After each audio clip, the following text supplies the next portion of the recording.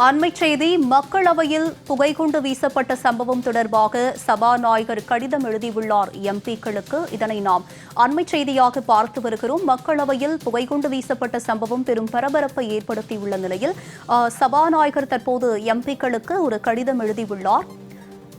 இது பற்றிய கூடுதல் விவரங்களை பதிவு செய்ய காத்திருக்கிறார் எமது டெல்லி செய்தியாளர் ஆண்டன். அவரிடம் விவரங்களை கேட்டு பெறலாம். ஆண்டன், எம்பிக்களுக்கு சபாநாயகர் ஓம் பிர்லா தற்போது ஒரு கடிதம் எழுதியுள்ளார்.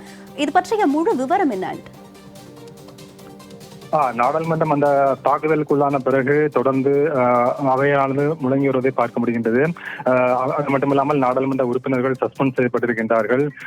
இது போன்ற ஒரு சூழலில் தான் அவையானது தற்பொழுது திங்கட்கிழமை மீண்டும் கூட இருக்கின்றது. அவையானது தொடர்ந்து முழங்கி வரக்கூடிய ஒரு சூழல் தான் தற்பொழுது மக்களவை சபாநாயகர் ஓம் பிர்லா நாடாளுமன்ற மக்களவை உறுப்பினர்களுக்கு இந்த கடிதத்தினை எழுதியிருக்கின்றார். அந்த கடிதத்தில் அவர் குறிப்பிட்டிருக்கின்றார், இதுபோன்று 13ஆம் தேதி நடந்த அந்த சம்பவமானது கண்டிப்பாக அனைவருக்கும் மிகுந்த கவலை அளிக்கக்கூடிய ஒரு விஷயம்தான். அது தொடர்பாக ஒரு முழுமையான விசாரணைக்கு உத்தரவிடப்பட்டிருக்கின்றது. அந்த விசாரணையானது தற்பொழுது நடைபெற்றுக் கொண்டிருக்கின்றது. அது தொடர்பான அறிக்கையானது தாக்கல் செய்யப்படும். அதன் பிறகு மேற்கொண்டு நடவடிக்கையானது எடுக்கப்படும். அது மட்டுமில்லாமல் சபாநாயகர் சார்பாகவும் ஒரு கமிட்டியானது அமைக்கப்பட்டிருப்பதாக அந்த கடிதத்தில் தெரிவிக்கப்பட்டிருக்கின்றது. அந்த கமிட்டியானது இந்த பாதுகாப்பு ஏற்பாடுகளை எப்படி மேற்கொள்ள வேண்டும் என்பது தொடர்பாக அந்த குழுவானது அமைக்கப்பட்டிருக்கின்றது. நாடாளுமன்றத்தில் பாதுகாப்பை எப்படி பலப்படுத்த வேண்டும் என்பது தொடர்பாக அந்த குழுவானது அமைக்கப்பட்டிருக்கின்றது. எனவே அந்த குழுவும் பரிந்துரைகளை கொடுக்கும். அதன் அடிப்படையில் நாடாளுமன்றத்திற்கான பாதுகாப்பை மேம்படுத்துவது தொடர்பாக நடவடிக்கை எடுக்கப்படும். இதுபோன்ற நேரத்தில் பாதுகாப்பை மேம்படுத்துவது தொடர்பாக மக்களவை உறுப்பினர்களும் தங்களுடைய கருத்துக்களை பகிர்ந்து கொள்ள வேண்டும். அது மட்டுமல்லாமல் 13ஆம் தேதி அந்த சம்பவம் நடந்த ஆண்டே அனைத்து கட்சி உறுப்பினர்களிடம் நான் ஆலோசனை நடத்தியிருக்கின்றேன். எனவே இது போன்ற ஒரு சூழலில் முழு ஒத்துழைப்பு தர வேண்டும். இதே போன்ற சம்பவங்களானது ஏற்கனவே பல கட்டங்களில் நாடாளுமன்றத்தில் நிகழ்ந்திருக்கின்றது. நாடாளுமன்றத்தில் பார்வையாளர்களாக வந்தவர்கள் இதுபோன்று துப்பாக்கிகள், அது மட்டுமல்லாமல் பல்வேறு எடுத்துக்கொண்டு வந்திருக்கிறார்கள்.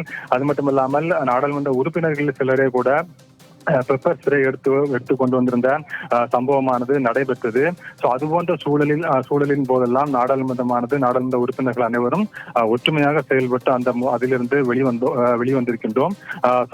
இது போன்ற ஒரு சூழலில் இப்போது நடந்திருக்கக்கூடிய இந்த விவகாரமும் கண்டிப்பாக கவலை அளிக்கக்கூடிய விஷயம் தான். இந்த நேரத்தில் நாம் அனைவரும் ஒற்றுமையுடன் செயல்பட வேண்டியது அவசியமாகின்றது. அனைவரும் ஒற்றுமையுடன் செயல்பட்டால்தான் மக்களாட்சியை காப்பாற்ற முடியும், மக்களாட்சியை வலுப்படுத்த முடியும். எனவே அனைத்து உறுப்பினர்களும் ஒத்துழைப்பு தர வேண்டும்.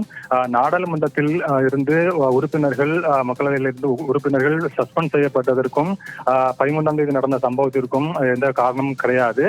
நாடாளுமன்றத்தை பொறுத்தவரையில் அவர்கள் நாடாளுமன்றத்தில் எந்த விதமான பிரச்சனையில் அமளியிலும் ஈடுபட மாட்டார்கள் என்று, அதுபோல எந்த விதமான பதாகைகளும் ஏந்த மாட்டார்கள் என்றுதான் அவர்கள் நாடாளுமன்ற உறுப்பினர்களாக பதவியேற்கின்றார்கள் என்று கூறிதான் பதவியேற்கின்றார்கள். உங்களுடைய விவரங்களுக்கு நன்றி ஆண்டன்.